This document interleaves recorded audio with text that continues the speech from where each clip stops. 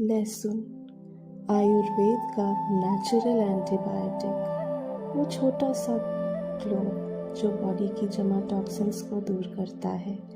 Cold हो, कफ हो या इम्यूनिटी लो, लहसुन बॉडी को अंदर से गर्म, स्ट्रॉन्ग और प्रोटेक्टेड बनाता है। सुबह एक क्रश्ड कली घी में हल्का सौटे करके या वार्म पानी के साथ, सिंपल, नेचुरल और बहुत ही ज़्यादा पावरफुल। किचन का वॉरियर लहसुन। खुद से मिलने के लिए शुक्रिया। फिर मिलेंगे अंतरात्मा के साथ।